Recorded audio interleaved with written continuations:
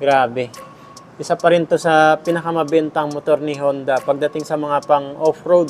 Alamin natin yung updated price installment. Sa 3 years, 36 months ay 4,660.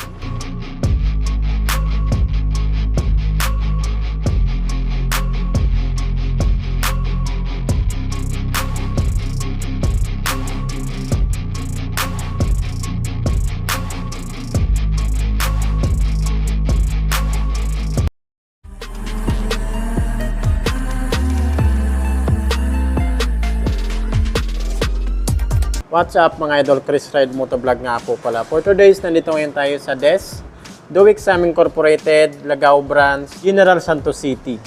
Dito po muna tayo sa Honda motorcycle. Napakarami po kasi nagpapa-inquire sa akin ng motor na to. So ito po yung Honda CRF 150L. Grabe. Isa pa rin to sa pinakamabentang motor ni Honda pagdating sa mga pang off-road.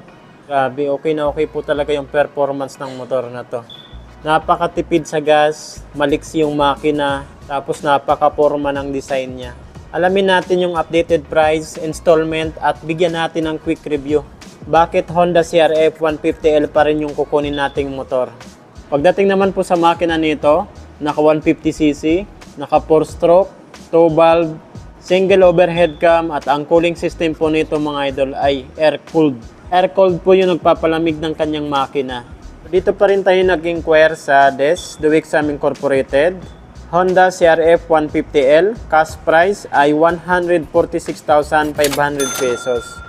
So yan na po yung cash price nila dito, 146,500 pesos. Para dito sa Honda CRF 150L. Pagdating naman po sa installment, start po tayo sa minimum down payment na 15,000.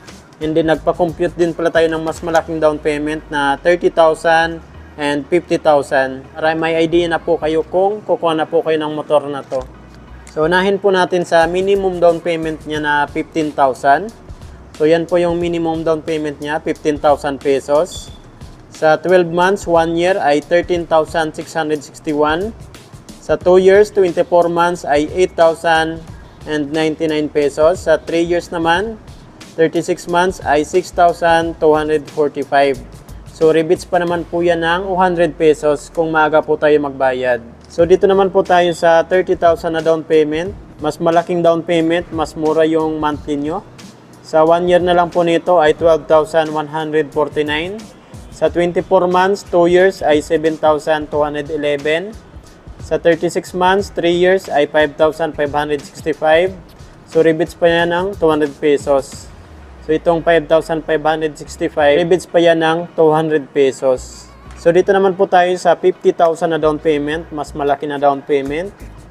Sa 1 year nyo na lang po nito ay 10,132. Sa 2 years, 24 months ay 6,028 pesos. Rebates pa yan ng 200 pesos mga idol. Lahat yan may rebates pa yan ng 200 pesos. Sa 3 years, 36 months ay 4,660. Rebate din yan ng 200 pesos kung maaga po tayo magbayad. So itong 4,660 magiging 4,460 na lang yan. So sa mga freebies naman, free helmet, jersey, TPL insurance at 3 years LTO registration. Yung down payment nyo 15,000, malinis na po yan kasi free na po yung 3 years LTO registration nila dito. So yan, bakit Honda CRF 150L yung kukunin nating motor? Unang-una kasi sa design, napakaganda yung design niya.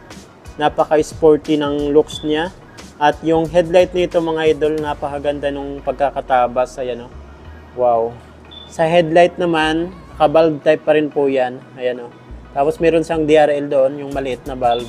So hindi pa rin to ginawang LED. Hindi pa rin sa LED mga idol. Ito naman po yung tapaludo niya dito sa harapan. Yung front fender niya. Napakalapad at makapal na plastic. So ang combination po pala ng kulay nito ay glossy black at kulay red naman yung kulay ng kanyang upuan. May mga red po siya dito na decals. Ganda ng combination niya. Sa suspension naman po nito sa harapan, maganda po dito kasi naka fully inverted, telescopic na siya. Napakaganda.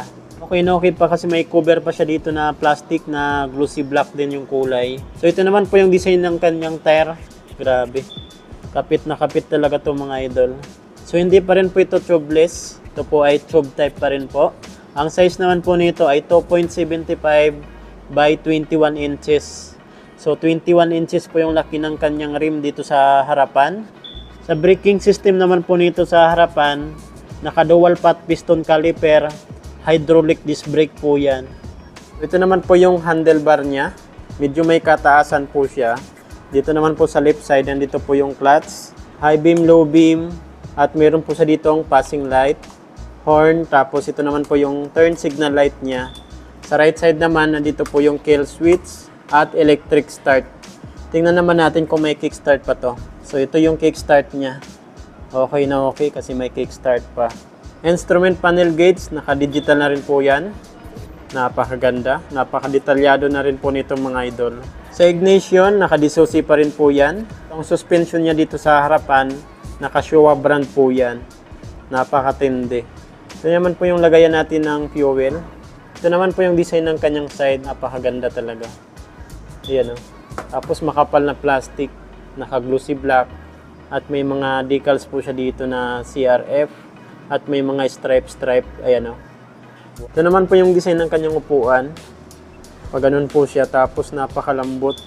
Yan, malambot po talaga. Medyo manipis lang talaga yan.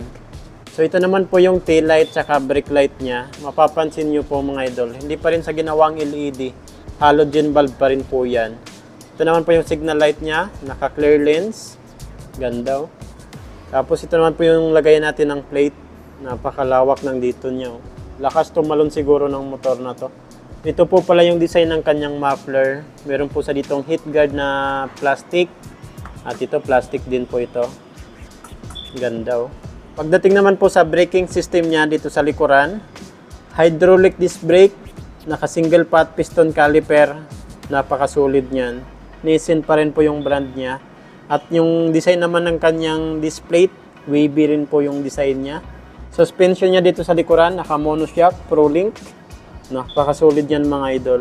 Size naman po ng gulong niya dito sa likuran ay 4.10 by 18 inches. So diamak na mas maliit na yung gulong niya dito sa likuran, 18 inches.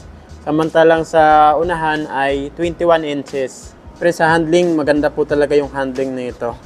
Mataas yung handlebar niya, paka-komportable. Dalawang kulay po pala yung available nila dito. Isang white na combination ng orange at itong glossy black. Ayan o. Ayan po mga idol, CRF 150L ng Honda. Grabe, napakasulit. Napakaganda na kasi ng design. Naka-inverted, naka-digital instrument panel gauge, naka-fuel injection. Talagang napakatipid nito sa gas mga idol. Kaya sulit na sulit itong motor na to. So ayan, kung may mga ipapa-inquire pa po kayo sa akin na motor, comment nyo na lang po sa comment section ng ating video. Chris Ride Motovlog, ride safe po tayo palagi. God bless you all. Thank you.